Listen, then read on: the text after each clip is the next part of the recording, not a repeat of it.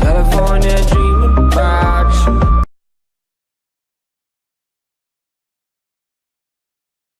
Washington. President Trump, whose sometimes erratic behavior in office has generated an unprecedented debate about his mental health, declared on Saturday that he was perfectly sane and accused his critics of raising questions to score political points. In a series of Twitter posts that were extraordinary even by the standards of his norm-shattering presidency, Mr. Trump insisted that his opponents and the news media were attacking his capacity because they had failed to prove his campaign conspired with Russia during the 2016 presidential campaign. Now that Russian collusion, after 1 year of intense study, has proven to be a total hoax on the American public, the Democrats and their lapdogs, the fake news mainstream media, are taking out the old Ronald Reagan playbook and screaming mental stability and intelligence. He wrote on Twitter, even as a special counsel continues to investigate the Russia matter. Actually, throughout my life, my two greatest assets have been mental stability and being, really smart, he added. He said he was a very successful businessman and television star who won the presidency on his first try. I think that would qualify as not smart, but genius. And a very stable genius at that. Elaborating during a meeting with reporters at Camp David later in the day, Mr. Trump again ticked off what he called a high-achieving academic and career record. He raised the matter only because I went to the best colleges, or college, he said, referring to a new book citing concerns about his fitness. He said, I consider it a work of fiction and I consider it a disgrace. Continue reading the main story. The Trump White House. The historic moments, head-spinning developments, and inside the White House intrigue. As Trump targets the press, his White House is screening a journalism tribute. January 5. Republican senators raise possible charges against author of Trump dossier. January 5. Chris Christie interview excerpts. The governor on Trump, the transition, and his record. January 5. White House immigration demands imperil bipartisan talks. January 5. Amid calls from Trump, FBI renews questions over Clinton Foundation. January 5. See more. Advertisement. Continue reading the main story. The president's engagement on the issue is likely to fuel the long-simmering argument about his state of mind that has roiled the political and psychiatric worlds and thrust the country into uncharted territory. Democrats in Congress have introduced legislation to force the president to submit to psychological evaluation. Mental health professionals have signed a petition calling for his removal from office. Others call armchair diagnoses a dangerous precedent or even a cover for partisan attacks. In the past week alone, a new book resurfaced previously reported concerns among the president's own advisors about his fitness for office. The question of his mental state came up at two White House briefings, and the Secretary of State was asked if Mr. Trump was mentally fit. After the president boasted that his nuclear button was bigger than Kim Jong-un's in North Korea. Richard W. Painter, a former advisor to President George W. Bush, described the claim as proof that Mr. Trump is psychologically unfit and should have his powers transferred to Vice President Mike Pence under the Constitution's 25th Amendment. Mr. Trump's self-absorption, impulsiveness, lack of empathy, obsessive focus on slights, tenuous grasp of facts and penchant for sometimes far-fetched conspiracy theories have generated endless op-ed columns, magazine articles, books, professional panel discussions and cable television speculation. The level of concern by the public is now enormous, said Bandy X. Lee, a forensic psychiatrist at Yale School of Medicine and editor of The Dangerous Case of Donald Trump. 27 psychiatrists and mental health experts assess a president, a book released last fall. They're telling us to speak more loudly and clearly and not to stop until something is done. Because they are terrified. As Politico reported, Drive. Lee was invited to Capitol Hill last month to meet with about a dozen members of Congress to discuss the matter. But all but one of the lawmakers she briefed are Democrats. While some Republicans have raised concerns, they do so mostly in private. Others scoff at the question, dismissing it as outrageous character assassination.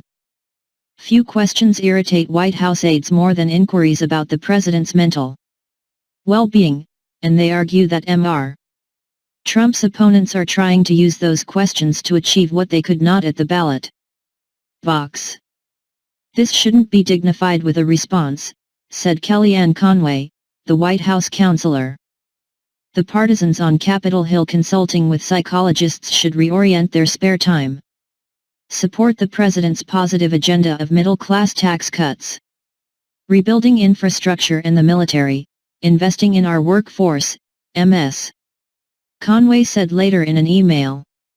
The never-ending attempt to nullify an election is tiresome. If they were truly worried about the country, they'd get to work to help it. Thomas J.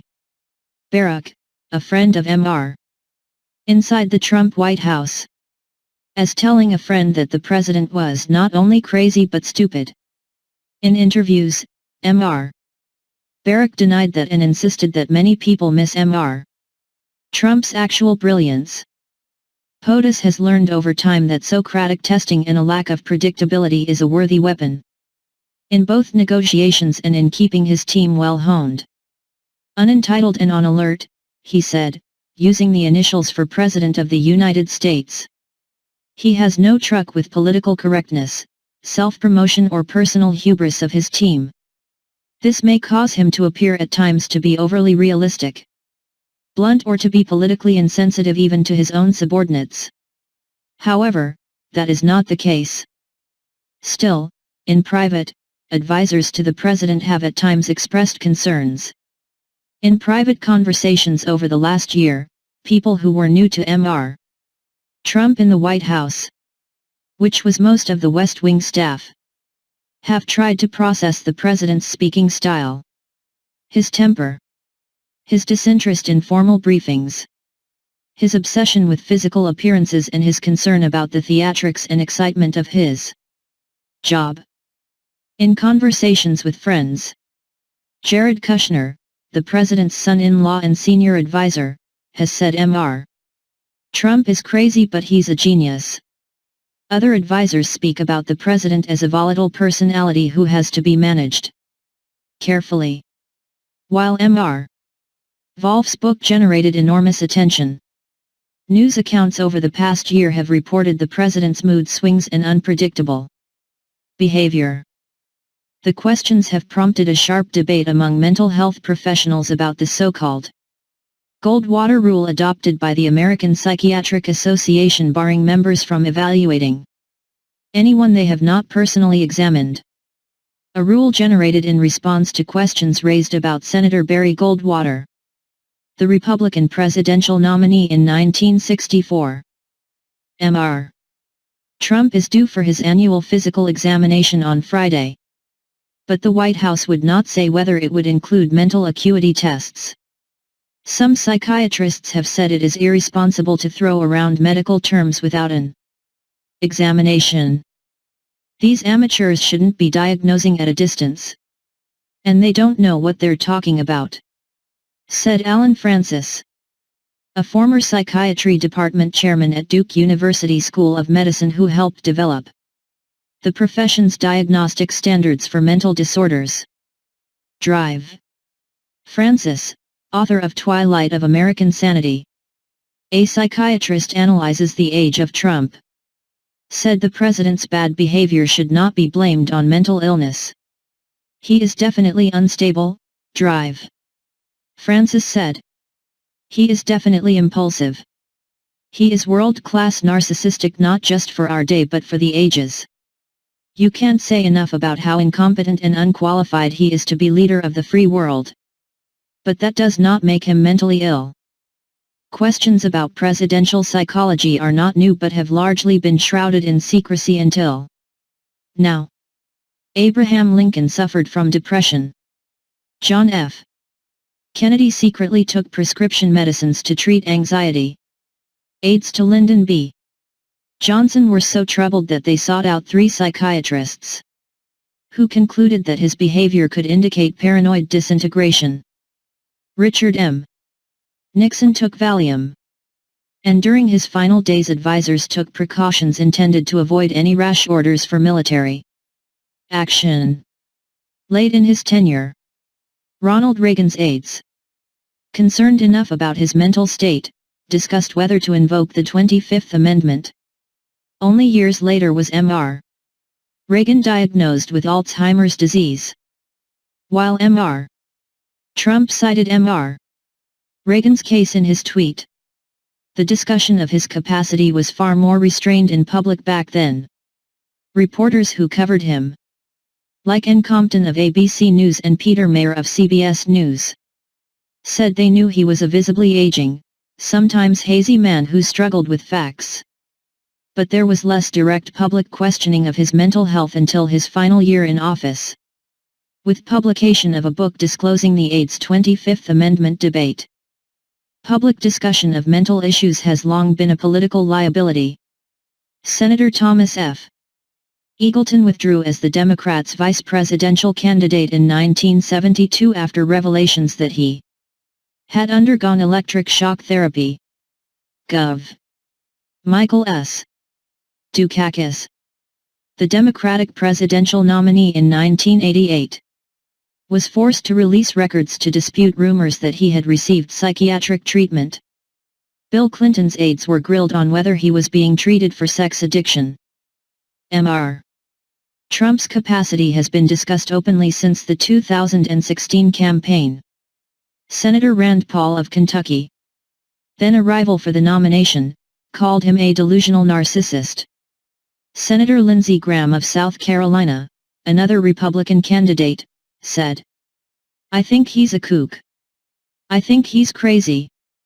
I think he's unfit for office." But fewer Republicans are willing to say that now that Mr. Trump is in office. Indeed, Mr. Graham in November chided the news media for trying to label the guy some kind of kook not fit to be president, even though he had said the exact same thing a year earlier. One exception has been Senator Bob Corker of Tennessee, who said Mr. Trump had yet to demonstrate the stability required of a president. For his part, Mr. Trump has accused his critics of being mentally impaired. He regularly describes adversaries with words like crazy, psycho and nut job. But the discussion has now reached a point where Secretary of State Rex W. Tillerson, who has been reported to have privately called Mr. Trump a moron, was asked to weigh in during an interview with CNN on Friday. "I've never questioned his mental fitness," Mr. Tillerson said. "I have no reason to question his mental fitness." Democrats, however, say they do. 57 House Democrats have sponsored a bill to form an oversight commission on presidential capacity. The 25th Amendment, ratified in 1967, permits a president's powers to be transferred to the vice president when the vice president and a majority of the cabinet or a body created by Congress conclude that the president is incapable of performing his duties. Congress has never created such a body. Representative Jamie Raskin, a freshman Democrat from Maryland who drafted the legislation, said it was time for Congress to do so. He said his concern was as much about cognitive issues, citing the president's occasional slurred speech and inability to form complete sentences. The 25th Amendment was passed in the nuclear age, and we have to keep faith with its central premise, which is there is a difference between capacity in a president and incapacity, said Mr. Raskin. We haven't been forced to look at that question seriously before and now we are.